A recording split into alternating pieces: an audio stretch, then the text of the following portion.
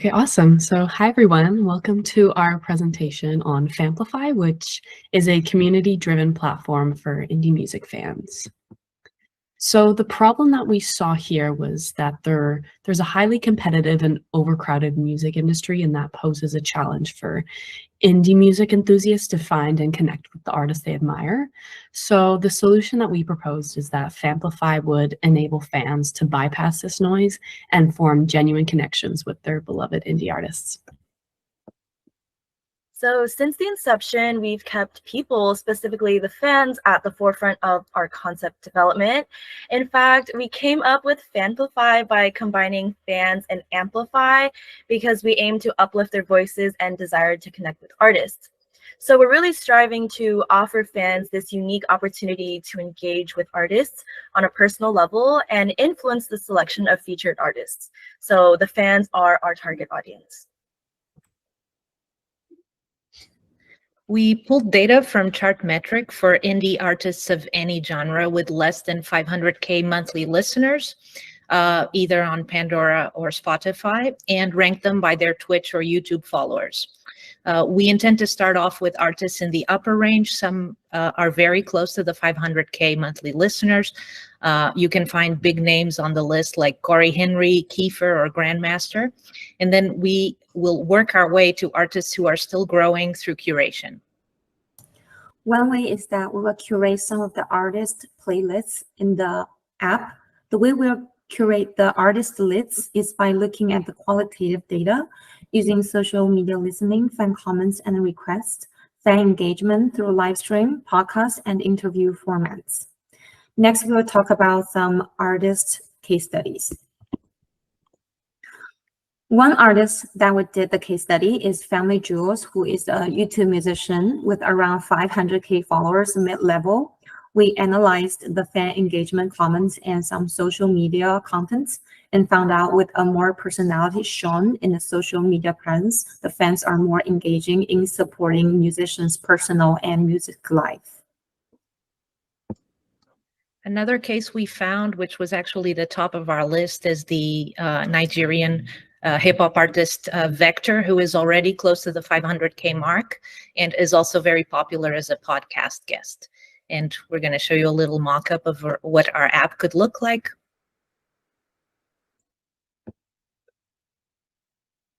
So for our platform features, we would have, for one, a weekly curated list, which would be compiled by the Famplify platform. There would also be a voting mechanism, which would be decided on by the fans, as well as an interview style stream where once the votes are completed, the indie artist would be having an interview with themselves and the Famplify podcast or the live stream host. For some of the additional platform features, we would have analytics and optimization to monitor important metrics like user engagement, voting trends, etc. There would also be an artist profile for the different indie artists to aid audience in gaining a deeper understanding of the artist, as well as growth and monetization to grow the Famplify user community by implementing a variety of strategies. Research suggests a large opportunity for growth in the online video and live stream space within the music industry. And even back in 2017, research showed 67% of fans who watched an artist live stream ended up buying tickets to one of their shows in person.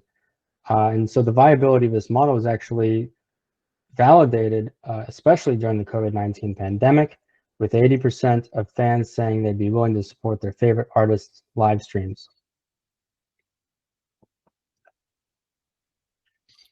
For strengths, we're using a data-driven growth strategy based on strategic collaborations with artists already utilizing YouTube and Twitch. For weaknesses, the largest is just the reality of being a new entrant into the space with no brand recognition. However, there are quite a few opportunities. A few of them are having the opportunity to become the go-to source for content within our niche, and having future opportunities for expanding into augmented reality and virtual reality content in the future. Additionally, generating revenue by taking a percentage of live stream virtual gifts. And then to surmise, with threats, having other brands and companies such as Bandcamp already expanding into the space.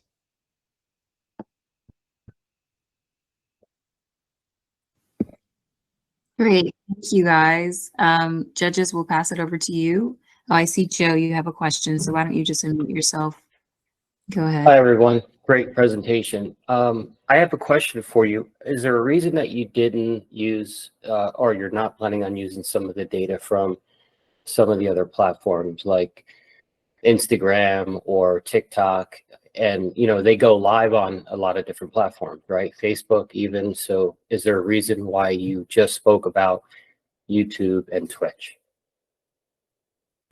I can start on this point. Twitch and YouTube tend to be some of the longer form content, whereas like TikTok and Instagram is more short form.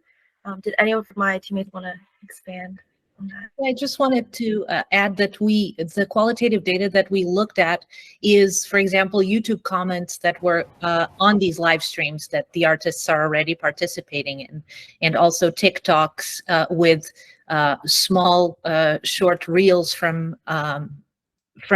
taken from live streams. For example, in the case of Vector, some of his longer participations are already fragmented into reels, and we looked at user comments. So there's a lot of a component of curation where we hope the fans would help increase the visibility of that content as well. Okay, thank you. AJ, I saw you had an additional question, so if you just want to unmute yourself. Hey, well done, guys. Like, I really like that idea. Actually, it sounds like an interactive, like an app version of a music magazine, and I can see a lot of fans having a good time with it. I was wondering if you've got any artists on board, or how you would approach getting those bigger indie artists. I guess the incentive or the appeal to the artists themselves is that you're being able to engage with a community that is very focused on independent artists. This is a very niche platform, so it's very much curated for this specific set of people. Anyone want to expand?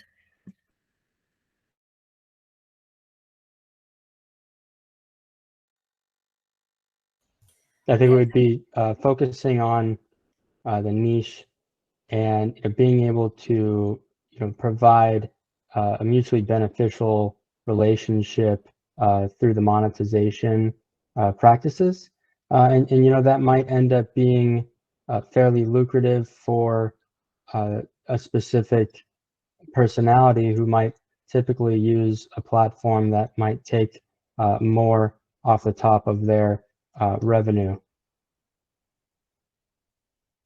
Yeah, and we also use some data that we pull out from chart metrics and some of the quantitative numbers to evaluate how we're gonna curate some of the artists, how we're gonna compile the artist profiles, and that is also one way that we curate the artist profiles.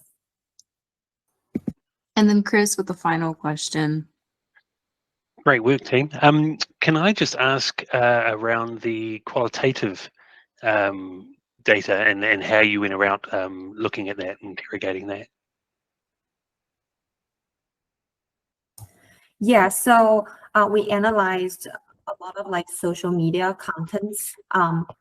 First is for the indie music artists, their social media contents, and then we analyze some of the fan engagement contents like comments, like on YouTube, Instagram, Reddit, Twitter, which is X right now, and some TikTok. And also we use some quantitative data sets to support like which are the qualitative data parts we're gonna look for. And like we analyze some of the contents there, and then we gather the thoughts together.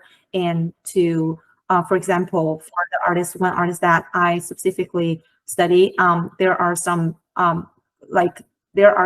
categories of the social media contents about personal life, like the works, the jobs, and there are some contents like some memes, and all of the contents that has different kind of like categories shows like the whole complete side of the musician. I think that is one side that the fans are really desire to engage with the music artists they love. Yeah. Awesome. Thanks very much.